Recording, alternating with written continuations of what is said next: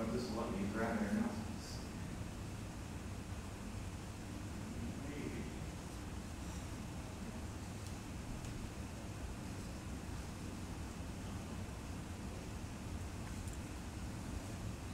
All right, it's a little easier to see from where we are right here. All right.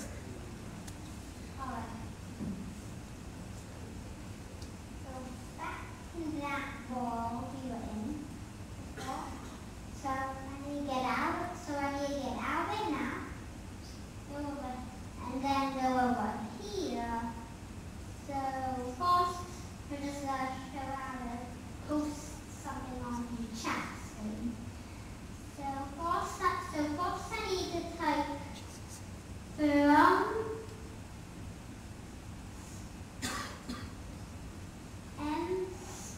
MCPI dot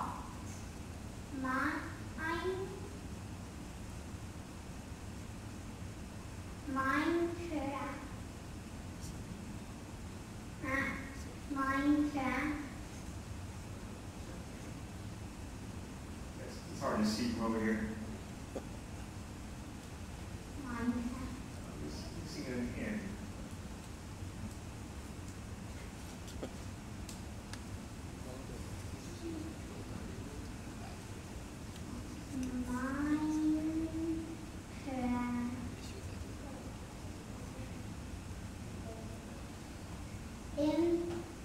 Import Minecraft.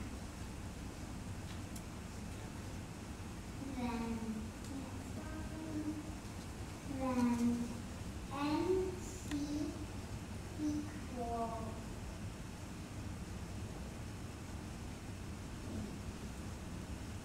Minecraft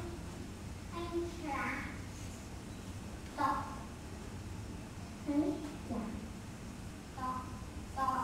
create.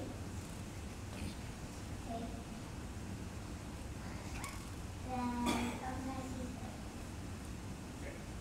Then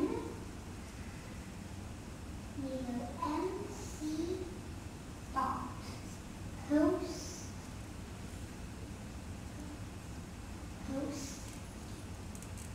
to chat. Then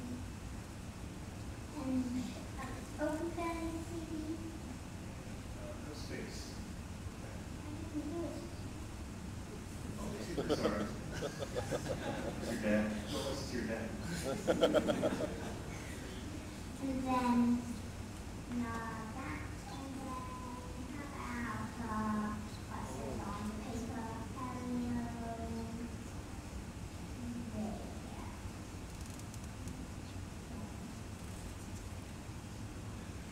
And that can put. Then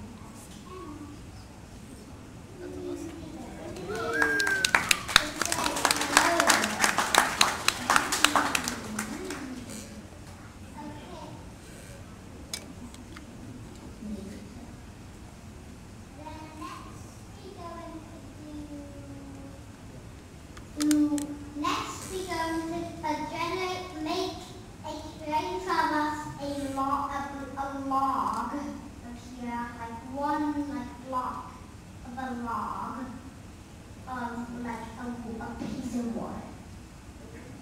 So first I need to do the X. Is it Space up. Y and then Z. Yeah, Z. Space equal MC dot layer dot get PLS.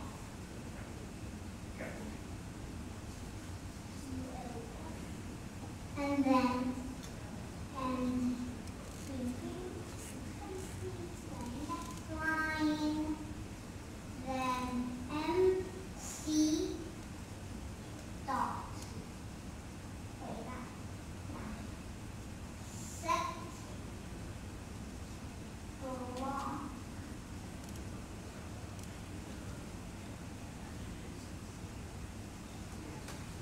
and then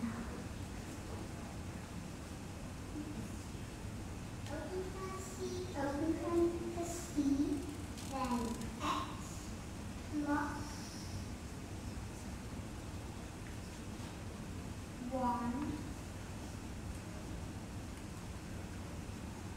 comma, space, y plus y, comma, space, z, comma, space, 17, then close parentheses, then enter, then right here, a log block right here.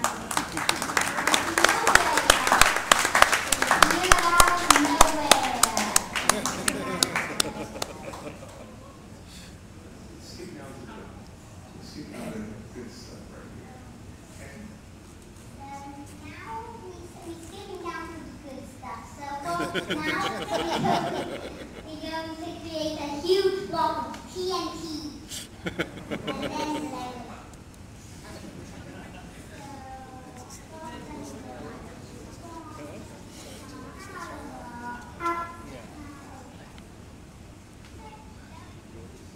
Type that. Type it here where you already got the position already. Start with these. so now MC dot, and then set block. Okay, and then open that. And then x plus 1, comma, space. One second, you gotta equal sign.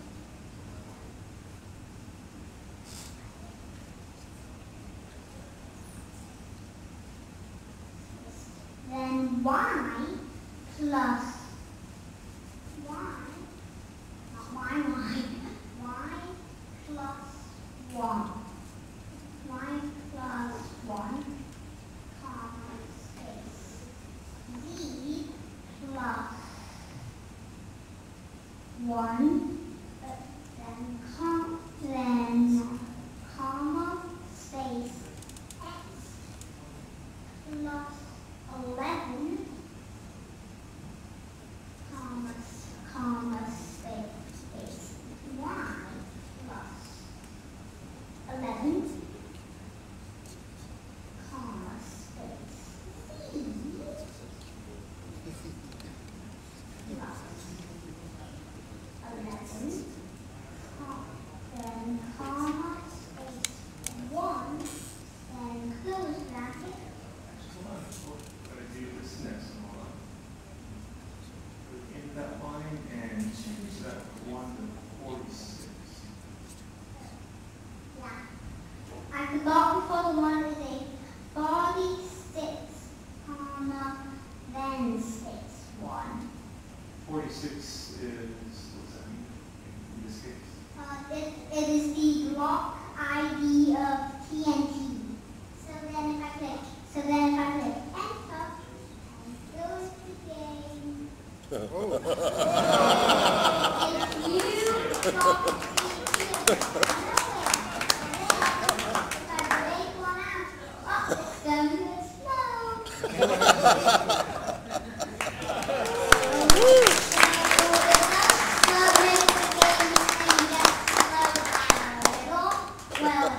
Loading because it's so much, like it's 11 by 11. Yeah, 11 by 11. Okay, and it created this huge, massive trailer. It's so...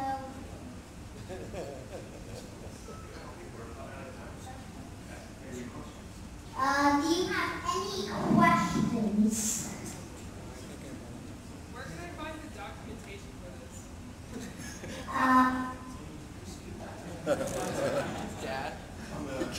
On the Raspberry Pi.org, they have a lot of these like little kids feature programming stuff. We get Raspberry Pi and a Raspberry little default software comes with it. It comes with a little Minecraft here. It's kind of shutting down Minecraft. You can interact with it like this. And also on the GitHub, lots of people have done, lots of cool stuff you can find. I think we're about out of time. Thank you very much. Thank you.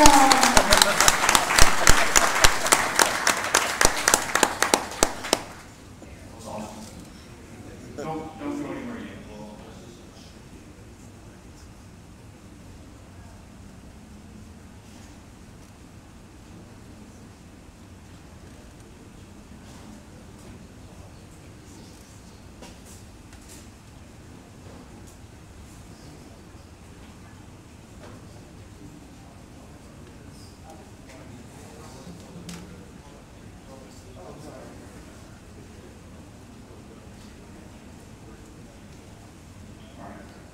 All right.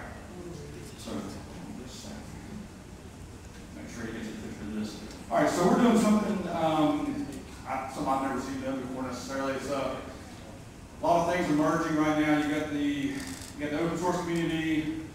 If you're following the 3D printer stuff, and you got the rip wraps, you can print out all your parts for another 3D printer and make more printers with your printers.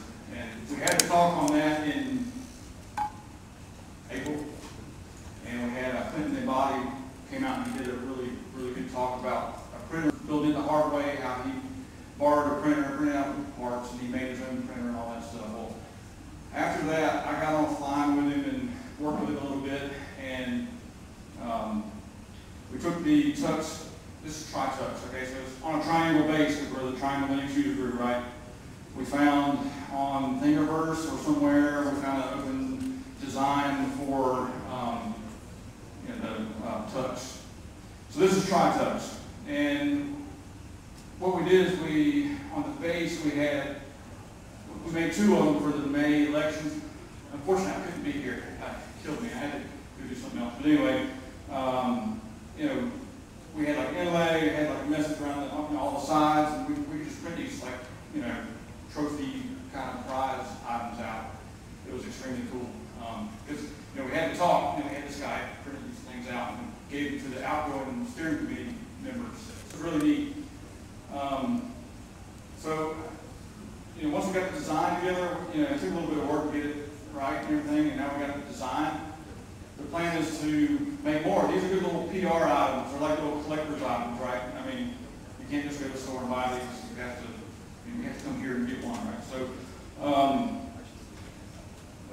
Brian Henning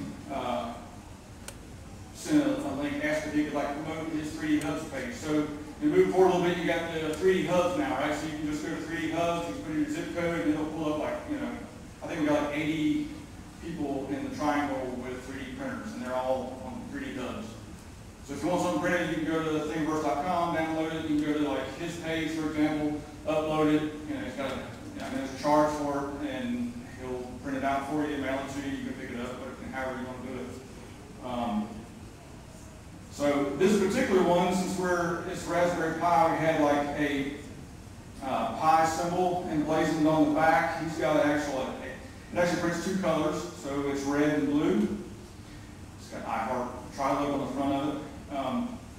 So we kind of worked out a deal where he printed this, and we're kind of giving him sponsorship. So it's a pretty cool relationship, right? So we need swag that helps us promote our cause, and then the 3D printer people, they need exposure so that they can drive traffic to their site. So we're kind of doing a little thing. It works out pretty good for all of us, and the best thing to do with these things is present them to somebody like Emmett. So anyway, we appreciate your talk.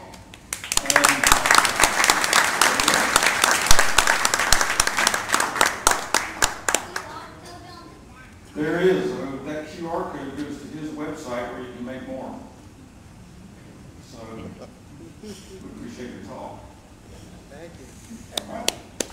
And I'm going to let Brian Henning talk a little bit, that's part of the deal. And he's actually got a project too. He's going to speak just briefly on his Zero Pi quadcopter. He hadn't finished it yet, so he didn't want to do a full presentation, but he's going to talk about this while I'm getting his slide up real quick, and then this will be brief. Thank you very much. I'm Brian Henning. I am mainly here to talk about my 3D Hubs hub page, whereby you can upload your 3D designs and have them printed by me for money. But while he's getting, I have about 4 slides to present on that. While he's getting it up, I figured since this is the Raspberry Pi meeting, and I am one of the lucky few that actually own a Raspberry Pi Zero, I decided to build a quadcopter. There was a Groupon for a little toy quadcopter that I got. It infected me with quadcopteritis.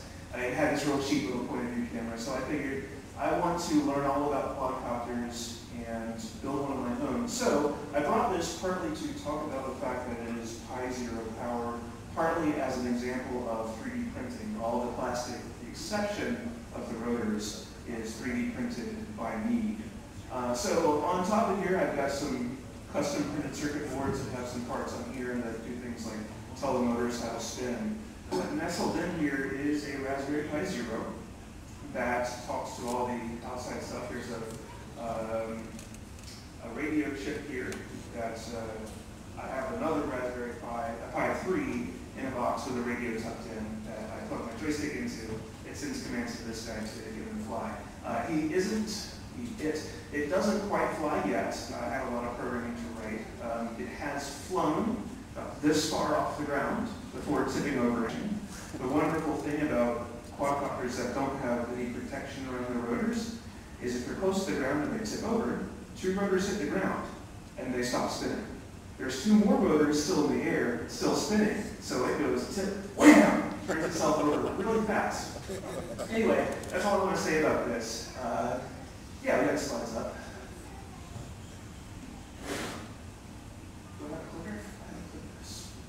So, 3D Hubs, Jeremy said a little bit about it. He stole about half of my speech, unwittingly.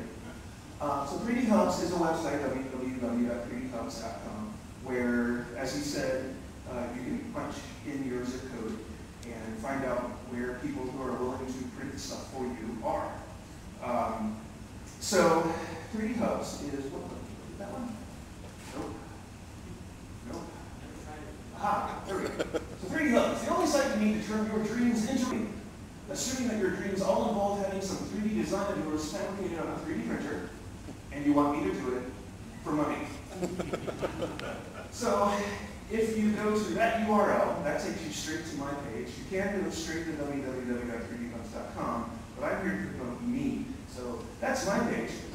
I have some business cards if this interests you. After I'll be milling about, I can give you a business card. It has the same QR code that's on the bottom of the little chart sheets we're giving out. And it will take you right there. So this is where you'll see my hub.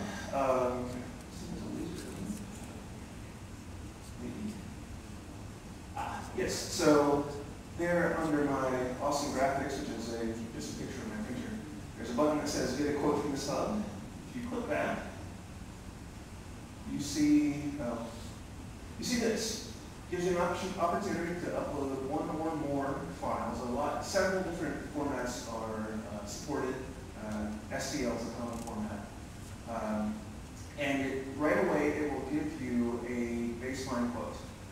So I, at my hub, offer several different materials, several different colors. They have varying costs associated with them. But you'll drag or upload your file there. You'll hit next. You'll get an opportunity to choose a material. So these are the materials I have: PLA, ETG, Ninjaplex, and T-Glaze. And once you choose a material, you then get to choose a color and what we call a layer height. So the kind of printing I do is called fused deposition modeling, or FFF, which I don't remember what it stands for. So the printer, it's like hot glue. It's this little bitty nozzle that squirts out hot plastic, layer by layer, building up the thing that you want printed. So how far it goes up on each layer is an option. The smaller the number, the more resolution there, smoother the vertical finish will be on the product. So you can choose 250 microns.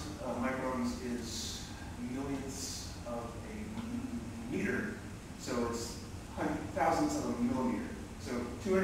microns, 0.25 millimeters, 150 microns, 0.15 millimeters. And of course, oops, the lower layer heights means more plastic, more time, so they cost more. So you get to choose color, layer height, and you'll hit that next button. And right now, I only offer shipping on my site. However, you guys are all pretty trustworthy. The main reason for that is I do this at my house, and I don't want anybody knowing my address. But you guys are all pretty much vetted folks. If you are a member of TriLUG, you're probably trustworthy. So, what you can do is once you get to this point, in the comments section, do two things. First, you can ask for pickup, at which point I will say sure, and I will let you have my address. We'll agree somewhere to meet in front of a police station. And you'll still have to pay for shipping, but I will refund it to you. The other thing you can do is, because 3D Hubs doesn't have a way for me to give discounts yet, so I can only do it by giving you the money back afterward. Then also, you have a spot here to put in a comment. You can type in, I'm a TriLUG member, and put in your member number, so I can have a discount. If you do that, I will also refund you 25% of the total. That is just because I'm such a great guy, you are such great people, and I want business. So once you're done with all that, you click the send order request button. That puts it onto my dashboard view. I get a chance to look at your model and decide whether or not I think I can print it successfully. For each type of 3D printing, there are some things you can do and some things you can't. So you might upload a design and I see it and I say, well, I'm sorry, but that's going to just come out as molten spaghetti on my printer. So anyway, and then I will accept your design if I can print it, and you'll pay me, and then I'll print it and give it to you. So hopefully you'll say this. And that's all I have to say. Thank you very much. Again, Brian Henning, 3dhubs.com/Raleigh/hubs/Brian, or give on my business card.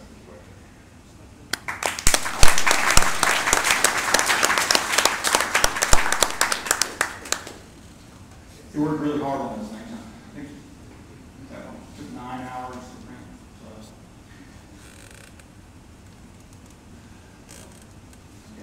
Yep, next All right, so this is Michael Hrivnak. He's our next speaker. He's talking about Raspberry Pi with aviation. His strategies. All right. Good evening. And one last plug for Brian. We have membership forms available here. I think they're in a box over that way. But if you talk to me or Jeremy or any of the other steering committee people and would like to become a TriLUG member and take advantage of this 25% discount or a 10% discount at interest, if you ever go there, or just like to be a member, please come talk to us afterward and enjoy. So I'm here to talk about something related, a different kind of flying. It's this kind of flying. This is more fun to look at than that boring introductory slide. So I'm Michael Hrivnak, member of TriLUG for a long time, software engineer at Red Hat, but most recently what I'm excited about is being a pilot. So this is an airplane that I like to fly, and what we're going to talk about tonight is how a Raspberry Pi helps me navigate in this airplane right here. I was talking to someone earlier before the meeting and summarized it as there's certain things that we would all like to have or do that we just can't justify. Like one of those things is having one of these smart watches. I don't like watches. I don't want to wear a watch, but I want to have a smart watch. It sounds like a fun thing, but I just can't justify it. With flying, I've managed to justify 3 of those kinds of things. One is having a Raspberry Pi and actually having something to do with it is practical. 3D print something, and have a tablet. It's the first time I bought a tablet, I always going to use it. So we're going to talk about all those things and how the open source community, some open source software makes this possible. So to start, imagine you're standing next to this fine airplane right here, and you open the door and you take a seat right down in the middle of it. This is what you're going to be looking at. Now this is a Cessna 152. It's a classic trainer airplane. 2 seats. It's built in 1978. And this is representative of a huge amount of the general aviation fleet. So what I want you to take away from looking at these these instruments is, imagine you're a few thousand feet up in the air and you're going 100 some miles an hour. There's not a whole lot inside this airplane that's going to help you figure out where to go. It's pretty much looking out the window. And actually, this is where actually two hands are really, really quite valuable. So this is what people have used for ages to navigate in airplanes like this. This is a paper chart. They did used to print maps and charts on paper. Some of us remember this. All right, I'm going to try this. So this is how this works. You guys can hear me. Because I'm sitting in this little tiny airplane. There's no elbow room. I'm squeezed in with my passenger. And to navigate, you use this thing. And it's got two sides to it, actually. So you got to get the right place and figure out where you're going. And you got to read all this stuff. And there's other inconveniences. There's other inconveniences with this chart. It expires every 6 months, so you have to buy a new one every 6 months. Also, it's limited in scope. So the top edge of this chart here is just south of the Virginia border. So if I want to fly to Virginia, I need a second one of these. And at some point in the middle of my flight, while I'm sitting in this tiny cabin, hurtling through the air at 100 miles an hour, I've got to put this one away and get a new one out, figure out where I am, and so on. So it's an art, and it's a skill that you get used to. But it's honestly, we can do better, right?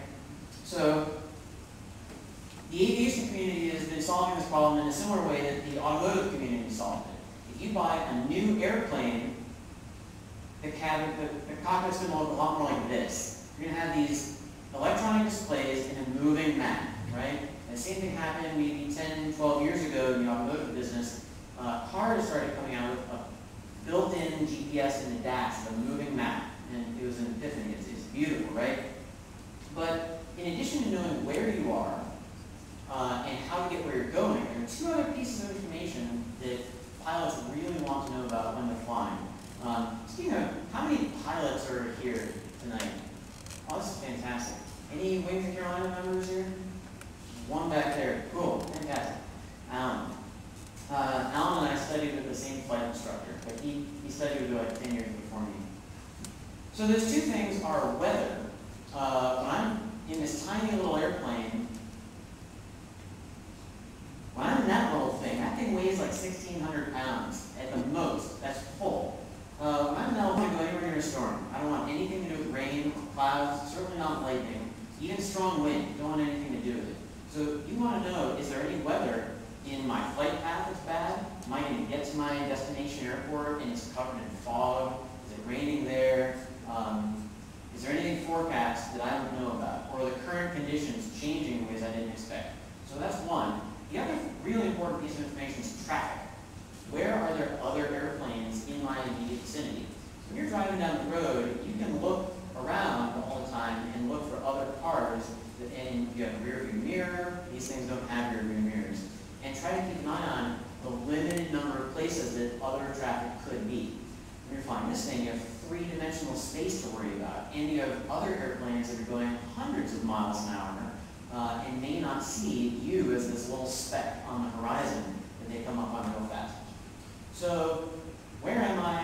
What weather is around me? And who else? What other airplanes around me? The three kinds of information I really want. So the FAA has this new system called ADS-B. I tried to find a graphic that could explain it. It helps with this. This is the best I could come up with. And honestly, I think it's kind of crazy. So I'm not really going to try to explain this very much, except to imagine I'm this red airplane, and this is ground-based radar. This is how things have always worked for a very long time in aviation. Ground radar spots airplanes and tells controllers where those airplanes are. They show up on a display in front of a controller. And if me, in my little Cessna, if I want to know what traffic is around me, I depend on a controller who I've already had to reach out to and establish a relationship with and say, hey, Mr. Controller, I'm flying from here to there, and this is my tail number. Can you please keep an eye out for me and tell me if there's any traffic in my way? And maybe he will if he has time. It's workload permitting. He might not. We've improved this to the system where each aircraft in the air is constantly broadcasting its position out. So we're just going to simplify this right here. This is the only slide I think I have that actually with text on it of any substance. So let's just plow through it. So there are three components to this. Every airplane in the sky transmits its position and what speed it's going, what direction it's going, roughly, about once a second. And that is received, so that's traffic out. Pilots have to do anything to make that happen, it just happens automatically. This is a wonderful peer-to-peer system we're setting up. So now, airplanes in the vicinity can receive that information and see on the display in the cockpit, like that display we were looking at, where there's traffic around me. And also, ground stations pick this up. It's much more accurate than using that ground-based radar, right? So air traffic controllers can also know with much better precision where all these airplanes in the sky. And then weather. The FAA has this whole series of towers all over the country that constantly broadcast weather information, including radar imagery, satellite imagery, and current conditions that you can visualize on these graphical displays. It's a wonderful, wonderful system. But if you want to tap into it, in my little Cessna, if I was wanting to retrofit one of these in-dash systems in that Cessna, it would like triple the value of the airplane. I'm not exaggerating. It's crazy.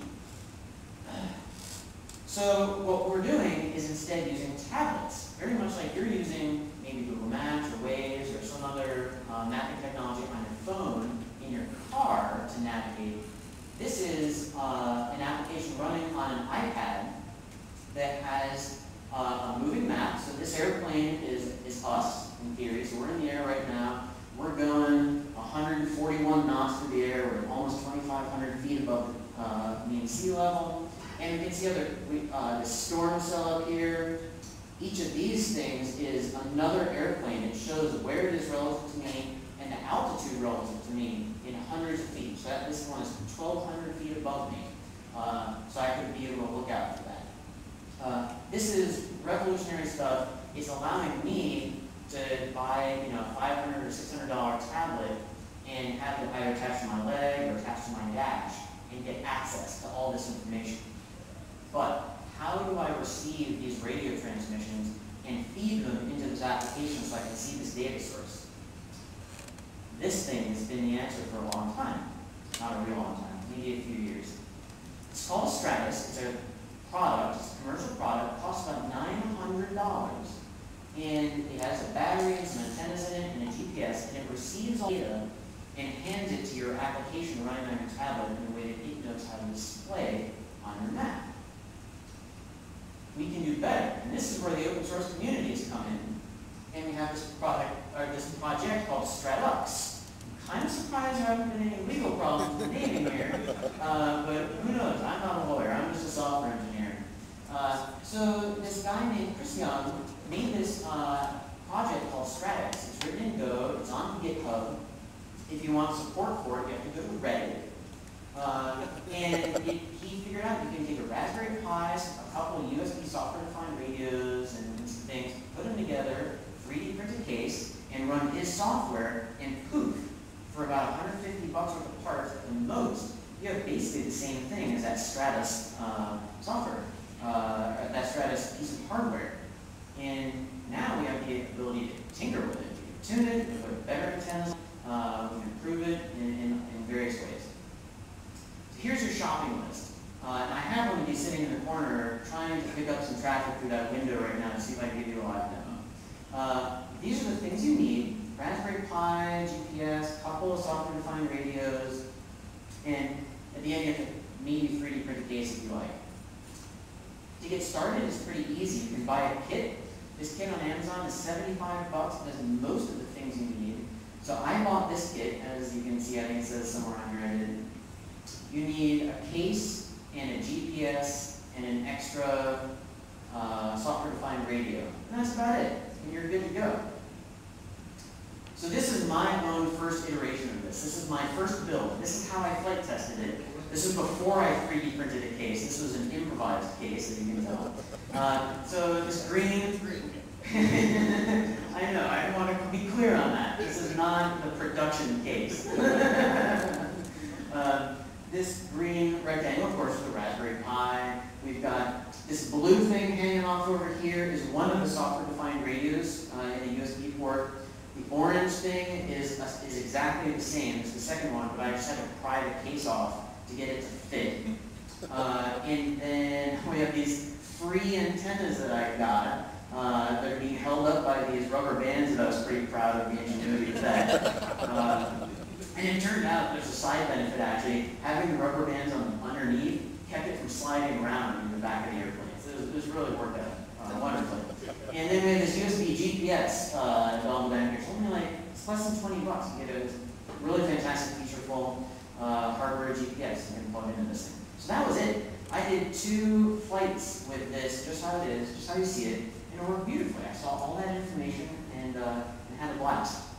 But now I've got fun, so I wanted to 3D print a case, and there's a community that has put together at least 24, as of a night or 2 ago, different options on Thingiverse for cases for different configurations of different combinations of hardware that you could use for this project.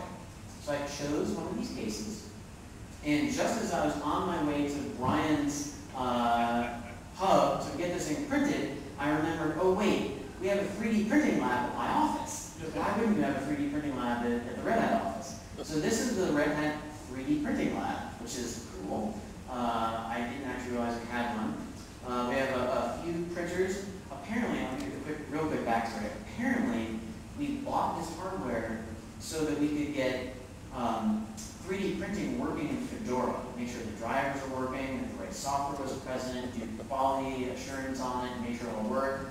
And at the end, everyone declared victory and then said, well, hey, now we have this hardware sitting around, what do we do? Let's just make it available and open the lab.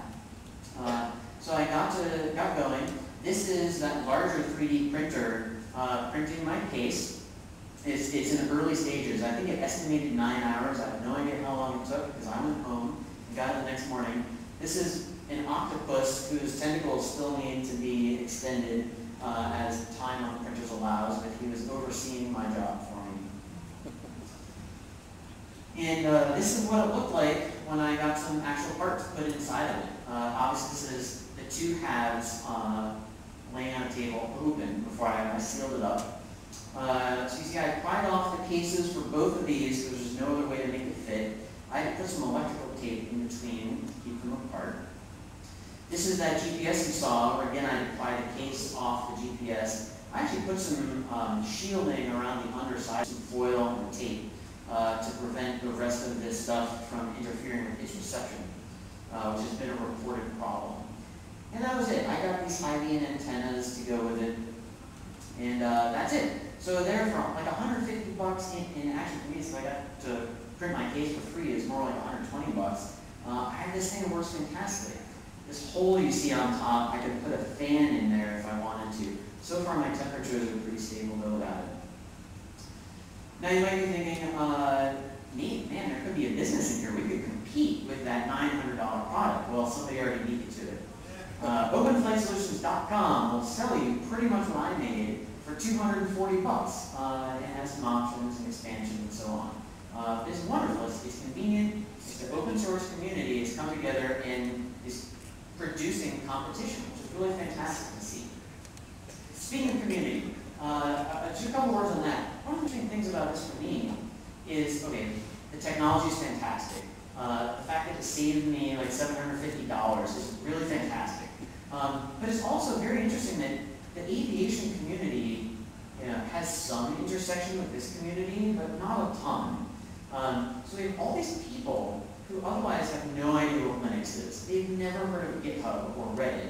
And they're going on GitHub, and they're going on Reddit, and they're buying Raspberry Pis and assembling these parts and 3D printing things because it's saving them $750. And it's because it's cool. So this whole community of people all of a sudden know what Linux is, and they know what these things are, and they're joining the community and learning what the power of open source does, and that, wow, somebody volunteered their time and made this thing, and they're just giving it away to me for free and telling me how to make it. That's amazing. So, really love to see that kind of thing happening in the community. Okay, so my last slide here is I have to plug my flying club. If you are interested in flying, this place is awesome. I've been a member for about a year and a half, learned to fly there. We're based just south of Raleigh, at the Raleigh Executive Jetport, which which used to be the Sanford Lee County Airport until the marketing team showed up. But it's a fantastic club. It operates like a nonprofit, so everything's at cost. Ground school, training. It's just a wonderful, supportive community that I'm extremely happy to continue to be a member of. So if you're interested in flight training or learning to fly, come talk to me after I'll chew your ear off about that.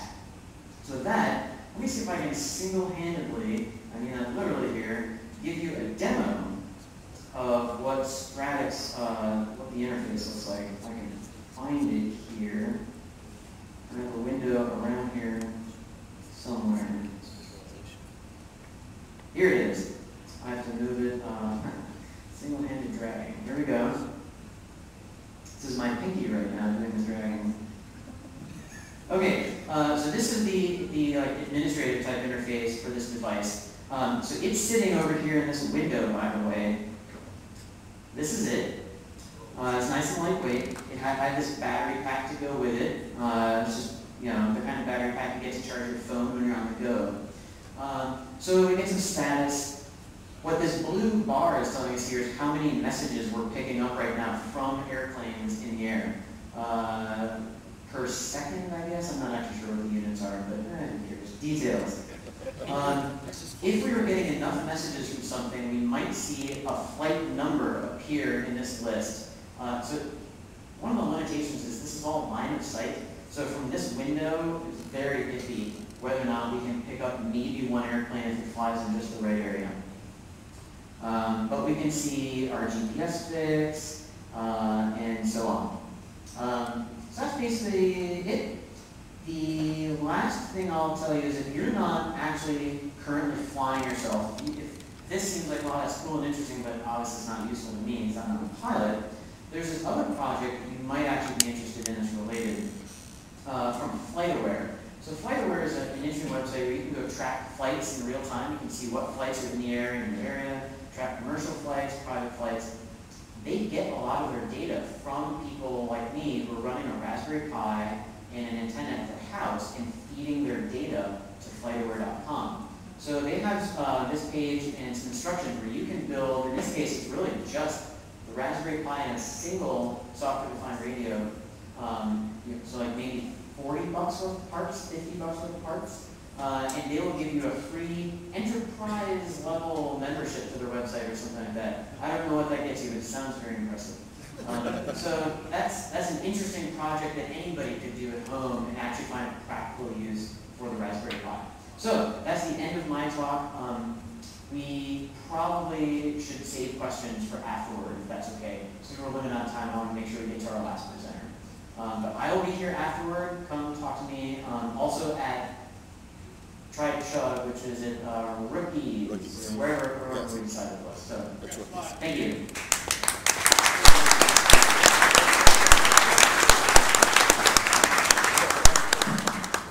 So he just showed us how to make a lot of money by selling something to a community of people that have enough money to buy planes. Doesn't take nearly as much money as most people think. All right, so when I was working with Brian Henning on getting these things printed out, those TriLUGs take like 9 hours to print, they're full color and stuff. So 10 and a half. And that's after like messing up a prototype or experimenting or that's strictly printing time. So anyway, we were hoping for 3. We got 3 speakers tonight. So, but we didn't quite have enough. So I wanted to give them one anyway. And so what we have here, this one didn't take quite as long. And this one's special because it's the world's smallest TriLUG. There's no other one like this. It's only 2 centimeters. Oh, you can do whatever. I mean, you can take a video and,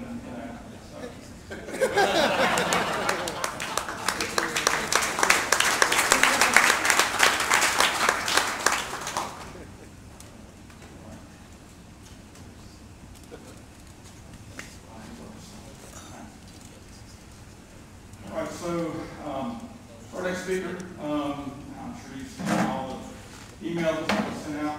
We were very fortunate and honored when we sent the call for speakers out. We had no idea what we were going to get. And we actually got a very credible person here. He's NC State College of Textiles program director. Is that right? He's got some pretty awesome stuff to talk about. I'm going to go ahead and hand it over to him and get started. Okay, thanks. So, anyone here not played with the Raspberry Pi? Raise your hand if you haven't played with one of these before. The rest of you all program these? You all have them? You know all about them? All right, so I'll tell you a little bit about them. I've also had something called TriLUG. Anyone here from TriLUG? TriLUG, all right. So the first time I went there a couple of years ago, I asked my wife if I could go, and she looked at me and she said no, and I said why? She thought it was some sort of like kinky sex thing. I said no, it's TriLUG with an E, not with an I. And so she let me go, and I wanted to learn about the Raspberry Pis 2 years ago because I heard a lot about them, and no one could get them to work. This is at State, and this is kind of a good segue into this room right here. And I go, well, so I show them the Raspberry Pi. I was all excited about them, and they couldn't get them to work. I don't know if someone had a problem with the power supply, and then they didn't have the monitor, and so I remember to bring all these things here, and then it's like, well, the internet doesn't work. And State, what do you mean the internet doesn't work? Well, we can't get on it. And so the one thing that I asked Jeremy when I came here is like, what do you mean? I said, I only need one thing, just one thing, unfettered internet. And of course, that's the one thing I don't get. And so it's going to be a little hacky, but I'm going to tell you a little bit about how it should look, all right? And so what does the internet have to do with real-time data acquisition? And that is if you want to do the Internet of Things, you have to have the internet part. The things part is really easy, okay? And connecting to them, and I'm going to show you, I've got a bunch of toys here. That's the easy part. Believe it or not, getting on the internet is hard. Even at a place like State, it's got this, how many millions of dollars they put into their infrastructure, okay, getting on the internet is a real pain. In fact, I'm the only one who's figured out how to get on the internet when my things power up, okay? So that's crazy, but that's what the deal is. And so I'm going to talk, the first part's all about the internet, the rest of the part's about data acquisition, all right? The two are really two sides of the same coin. They're not taught that way, but they should be, all right? So, here's the problem. So in 1980, workstations cost around this is a lot about the money too. When they say it's about the money, it's about the money. All right. So workstations around 1980 cost around $5,000 a piece, and they're fixed. I didn't bring my little Ethernet cable. Someone took it anyways. And then laptops came out, and then the price dropped, around $800–900. And they're semi-mobile. So I've got a laptop here. It's not exactly a mobile device. You can't really wear it. It's a little big. It's getting better. The smartphones today are around $50. And they are mobile. Yeah, this is that. And then the Raspberry Pis, they're about $50, $38. So with the case and some other stuff, you're looking around $40 for these guys. If you want a phone, if you want a camera, maybe like an extra $10, $15. And then the zeros are $5. So things are dropping by a factor of 10. All right. The reason why this is really important for me is that teaching stuff at $5,000 a seat is too expensive. I can't do it. But at $50 a piece, even my department head, who's pretty cheap, has been willing to shell out some money for me. So I'm able to teach a lot of really cool stuff, and it's really exciting. So I want to talk. So the money is really important. The problem is how do you authenticate on a network? Okay, at NC State, the network is designed around people, not around things. So they want your mother's maiden name, and they want 2 sets of authentication, and they want you to change your password every month, and all this other garbage. Okay, and it's really not any more secure. I mean, the way to be secure is to have a very secure password and a very secure encryption system. And once you've got those down, don't change it. Okay, it's secure. That's the whole deal. It's like changing your locks. I mean, every month on your house. I mean, you don't do that, right? As long as your house works. If someone breaks in and you've got a problem, and you need to change your lock. So the whole idea is completely backwards. But these guys don't get on real easily. That's the problem. All right. And so I finally figured that out. And so then now I've got a mobile computer, and the only reason that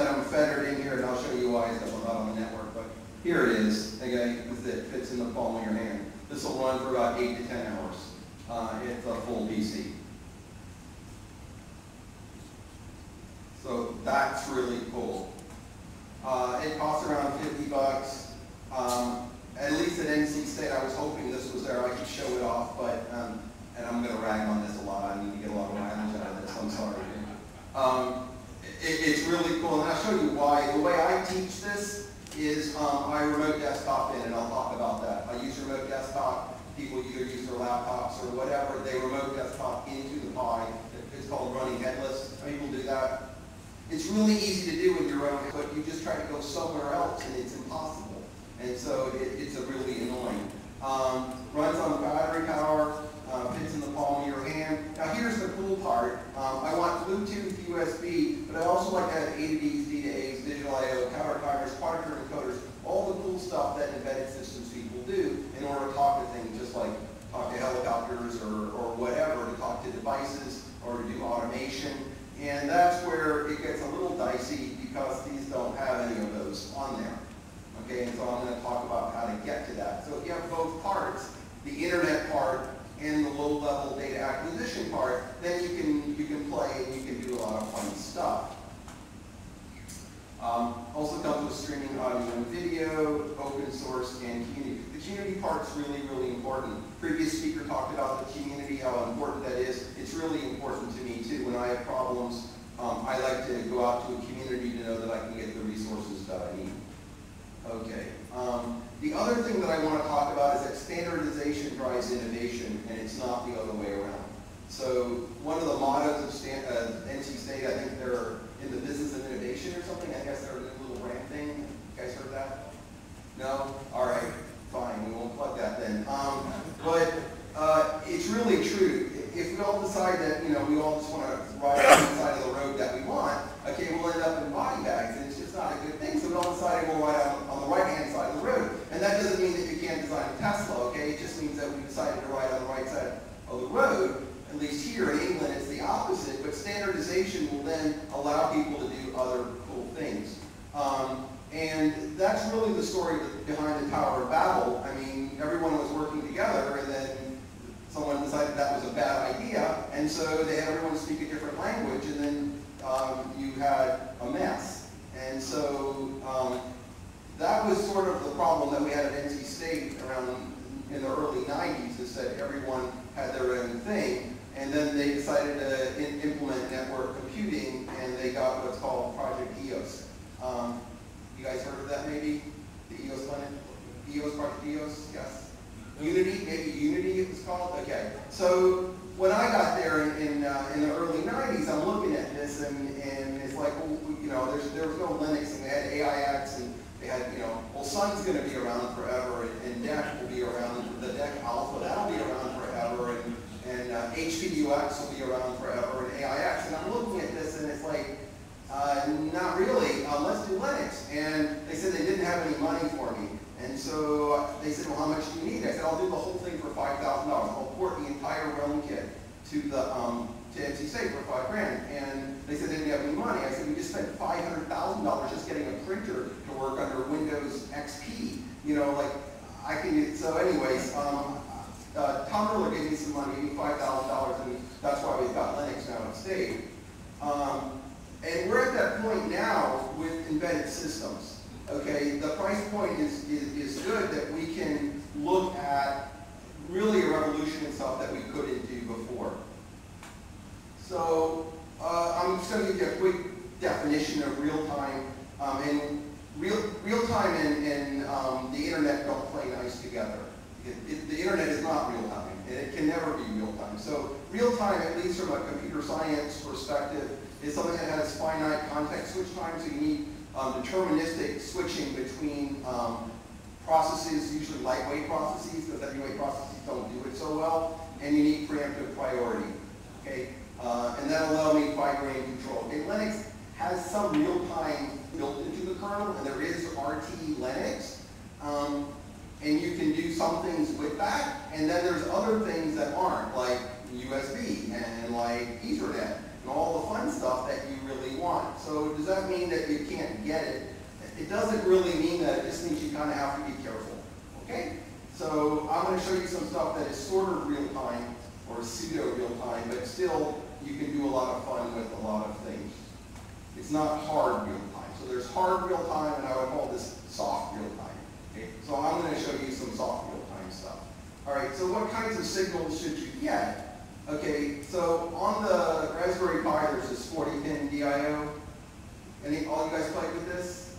Everyone's played with it? I'll show you a demo in a little bit, but I have to flip over that because I can't get on the internet. So we'll show you a demo with that. I'll have a smart doorbell that I made and some Morse code stuff. And so you can, things that go on and off, you can play with. But you don't get digital A to Bs and D to As and all that good stuff. And so that's where these little boxes come in. So you probably heard of National Instruments, but there's a subsidiary of theirs called Measurement Computing. Anyone heard of that? No one's ever. One person, all right. Measurement Computing, you should Google them. Anyways, they make lower cost boxes, like in the couple $100 range, and they have USB. Most of them are USB, like here, but they've got Bluetooth, and they've got Ethernet, and I write the Linux drivers for them. So I don't just talk the talk, actually write Linux drivers. I've written about 50 device drivers, probably. So that's kind of a big number in the embedded space. And so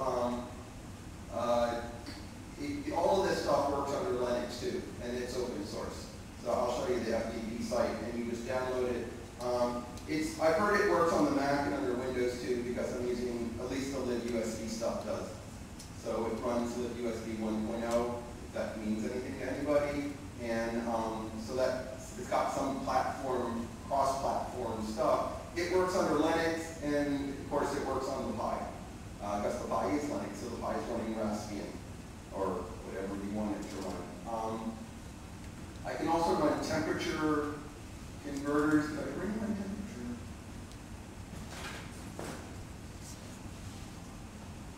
Yeah, so this is like a single one here. It's got a thermocouple on the end. You plug it in USB port. I was running a class today for high school kids, and being in textiles, I had to think of something. So we took different colored t-shirts. We took white t-shirts and black t-shirts and some gray ones and some with sparkles on it. And we took it out in the sun, and we measured the difference in temperature. Okay, so the question is, if you go out in the sun, should you wear a white t-shirt or black, or what's the difference in the temperature? And then we uploaded the data into a spreadsheet, and we plotted it, and did a lot of good stuff. Because one of the things that schools do a really bad job with is acquiring data. The STEM folks, we all work with data, and we display data, and we sort and search, and we use data for modeling and forecasting and all this other stuff, but we don't really do a good job in acquiring data other than typing it on the keyboard, okay, and figuring out what we're doing. So Google's kind of figured it out. They're going to let other people do it for them. But if you want to take your own data, it's a little trickier, and you don't do a good job in teaching that. So here's the Raspberry Pi 2. I'm not going to go through it. These are 2s here. I got a 3 here. You guys all seen it, so I don't need to go to that point. Okay, how do you talk to the thing? So what I wanted to show you today is you guys all remote desktoping, is that what you do? Yes. Yeah, so you set up a remote desktop server and you do it. It's really cool if it comes up internet aware. So the trick is you have to come up, you have to know what its IP is. Well, at your home, it's really easy. You can force that. When you're in an environment and you just ask for unfettered help here, you can't get it. It doesn't work. So I could not get it to work here tonight, but it does work. It's not a fault of the Pi. All right, let's look at the doorbell. Let me go ahead and show that to you. I'm going to demo that right now. So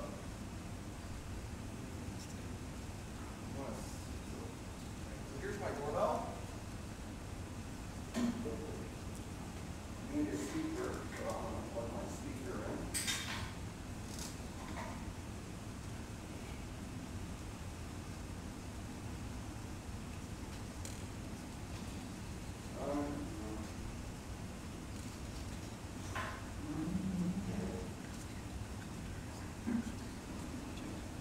simple input-output. So how do you get the Pi to recognize something? So I got a little button here. So when I push the button, it'll hear the button. It's going to play an MP3 file. So I've got something called MBG321. You can download that, and then I've got a little output here where you can control the light bulb. So let's see the LED work.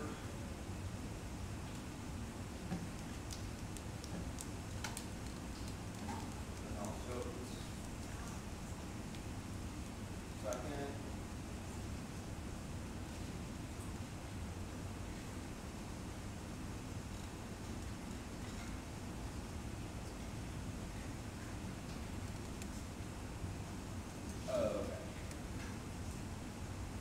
Okay, see it blinking?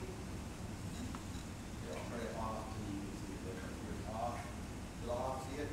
On. Okay.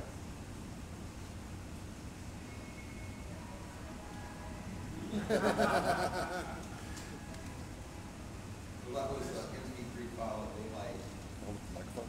Can you hear that? You want to hold the microphone up to it? Volume's not high enough. Let's see. Where's my volume? You want to hold the microphone to it? What? Put the mic neck. The mic. The one you're easier to talk with. Oh, this.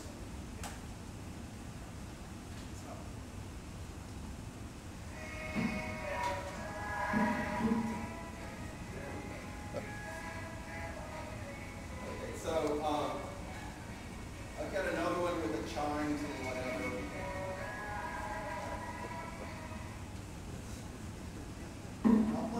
I'll do something else. This is another thing you can do. So that's just on-off. All right, on-off isn't that exciting.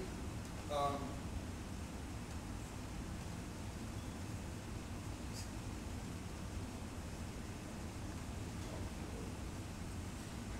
we go. See if you can figure out what this does.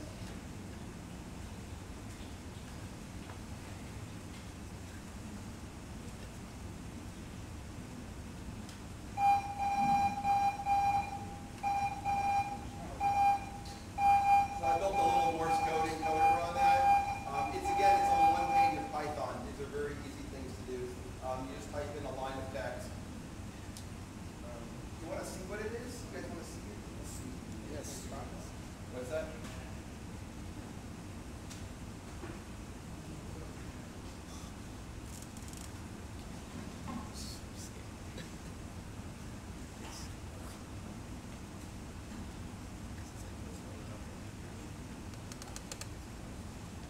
There we go.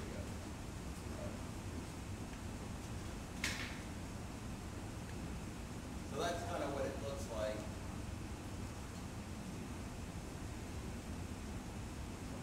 You just type in a line of text, and it spits out the Morse code equivalent of it. It uses Pi games, so I can set the frequency of the beat, and I can set the duration between the bits, so how long a dip and a die is. Those are the only two parameters that you need to mess with. And so, like, that's about 20 words a minute. It's sort of at the limit. It's a little better than I can do right now. When I got my extra license, I could do 20. Now I can't. I do like 12. So it's a little bit too fast for me. But it's a good way to learn. And so that's what you can do. But it doesn't help with the A to Ds and the D to A and the digital I/O and all that stuff. So how do you do that stuff? So here, I'll show you an example. This is Bluetooth. So there's an A to D on here and a D to A and a counter timer and all sorts of cool stuff. Let's see if we can get this thing to I wrote the driver, but I've never written a Bluetooth driver before, so this is my first attempt at something. Anyone do Bluetooth here? Any Bluetooth driver, guys? From scratch? I haven't actually given a Bluetooth driver directly.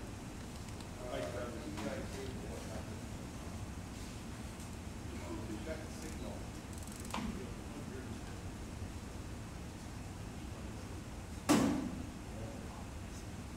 This, yeah, you're up there. Okay, I'm going to need to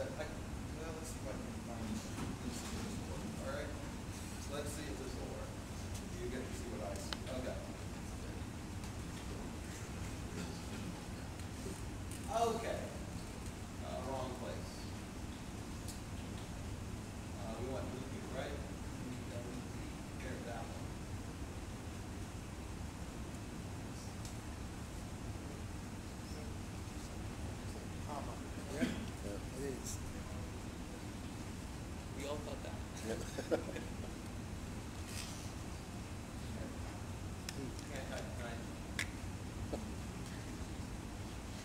we go.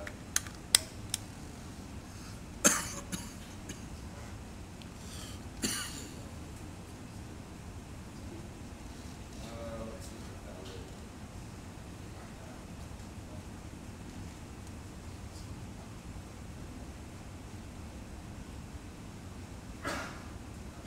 It didn't, no, hang on a sec.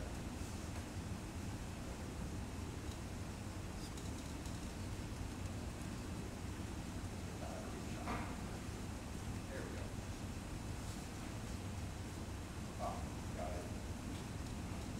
All right.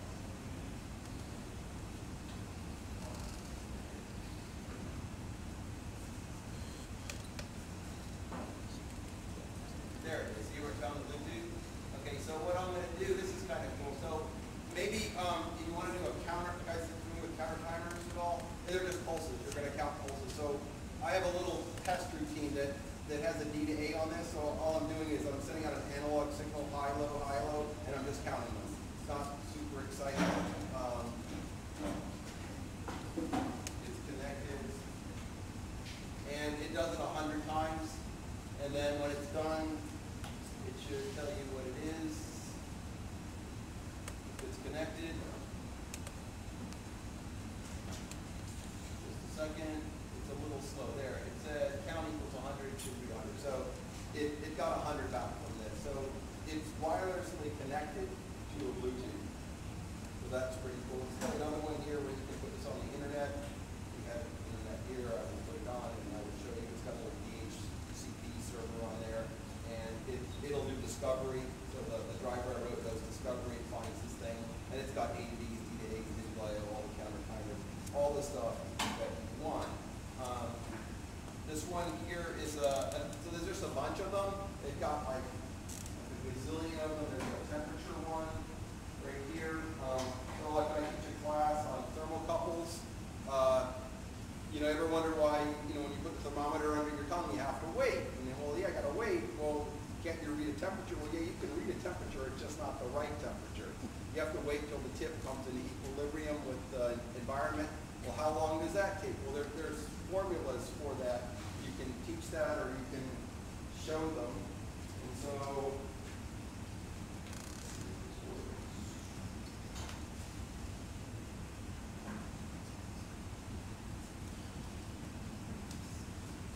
plug that in. USB, we're all done. Remember this supposedly is mobile. Could be internet.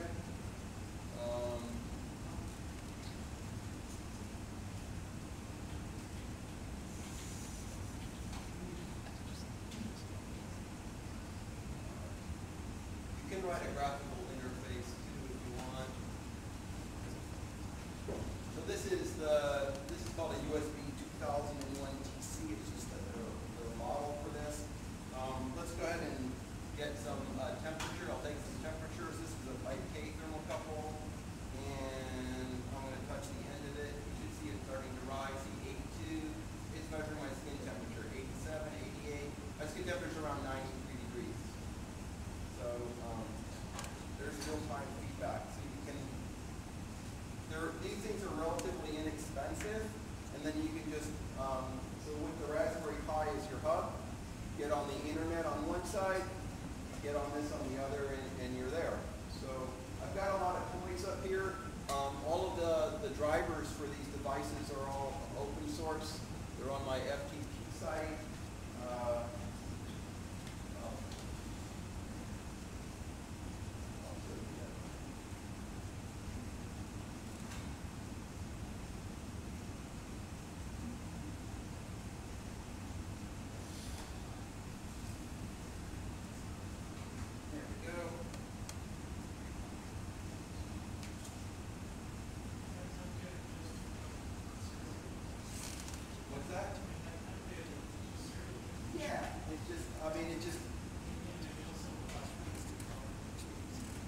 Just read it, and then I have another one where I can just open up a file and comma separate it and just shove it out. So, yeah, whatever you want to do.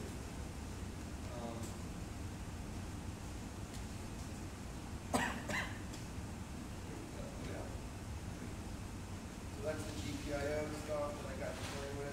These are the data acquisitions. Here's my FTP site right there. You can either USB drivers or the Ethernet drivers, Bluetooth drivers. Like that rack mount thing on the bottom, that's got 32 thermocouple ports. It's expandable to 64. So if you're doing something that needs a lot of channels for thermocouples for measuring temperature, the thing on the bottom there is a little temperature, humidity sensor thing. You can just put it on the wall, and then it's like a logger, and then you can just shove it in. And you can either plug it into Excel or it goes into Libra, Open, whatever the Open Excel thing is called. They've got these different drivers. So yeah, so you can do almost anything that you want with these. These are all open source. If there's something there that you don't see, you can just write it and I'll write it for you. So, why adopt the Raspberry Pi in education? Basically it's the cost and the open source. So I've been really trying to push Raspberry Pis. A colleague of mine's in biomedical engineering. He's using MATLAB to talk to these things. Again, he's teaching data acquisition. He's got a cool thing, demo. He has a microphone and you whistle on it and it tells you what the note is. Sort of like a tuner. If you ever played an instrument, it tells you the sharp or flat and what the instrument is. You can build those really cheaply. You just take data off the microphone and run it through an FFT and then look for the closest frequency to it. So he's got that working. And we're going to be working together and trying to put some kit together and simple demos. These work really well with laptops and desktops. And again, they're really cheap. So this is a really good reason for trying to adopt the Raspberry Pi, at least at the educational level, maybe at the high school level, and so people can come forward with a lot of the skill sets that they're lacking right now. So thank you very much.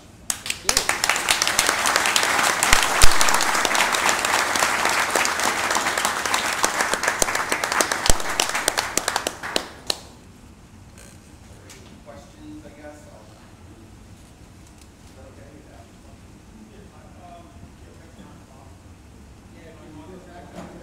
Or if you guys just want to come up and talk here, that's fine too. It's a lot easier to talk around. If there's a general question, ask it something specific about these things and talk. Yeah. Go back one slide or two with your FTP slide.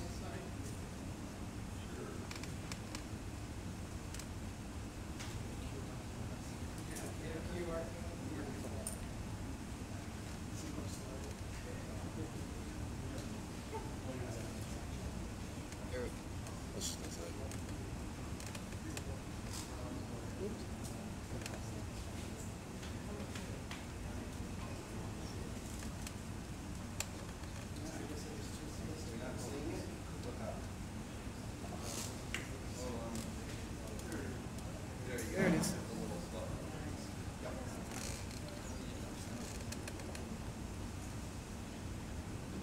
Is anyone here written drivers for USB or a couple people? You use libUSB or did you use the kernel stuff? What? libUSB using 1.0 or 0.1? So the old one was 0.1 and the new one's 1.0. I use this in something called HID API. So some of these devices are HID devices. I'm not a big fan of HID. I mean, I am for keyboards, but not for data acquisition. But their earlier ones were HID, and it took me a while to figure that out. I used to use something called libHID that was out of someplace in Switzerland, and it's kind of questionable. But there's this new one called HID API that I really like. And it runs on top of libUSB 1.0, so I totally rewrote my libraries, and that's what I use now. It just uses the lesser GPL license. The old stuff in GPL is a bit restrictive for a lot of folks, but there was stuff that I used that was GPL, and so I didn't really have a lot of choice. And this stuff is LGPL, so I just went ahead with it. So more of the whatever the non-open source community or whatever was a little bit more palatable for them. And so that's what I did.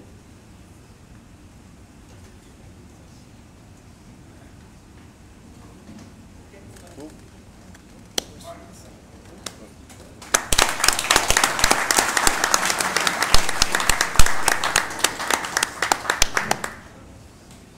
It's not the smallest one in the world. We really appreciate you coming out here. It's pretty cool to have somebody that has in-depth knowledge. We all appreciate it. We get some good speakers out here, and certainly one of them was everybody was. Come back, and here's yours. Has a Raspberry Pi symbol on the back of it. Or, well, a Pi symbol. And there are not many of those yet. It is. It's a collector's item. It's not easy to get those.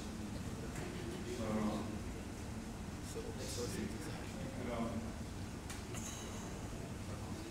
no, actually, I had a slide, but I'm not going to plug it here in just to show that slide. But it's rookies, right? So just Google rookies. That's where we're going after this for the TriLUG. Let's see. We've got to put some of the stuff back and everything. And so we'll just have a few people help with that. But if, like everybody wants to mingle a little bit, if they move into the room over there, we'll be good to go. And then some folks will be kind of left behind to straighten everything up. So we appreciate it. Now, there's going to be a survey sent out to the link to the list.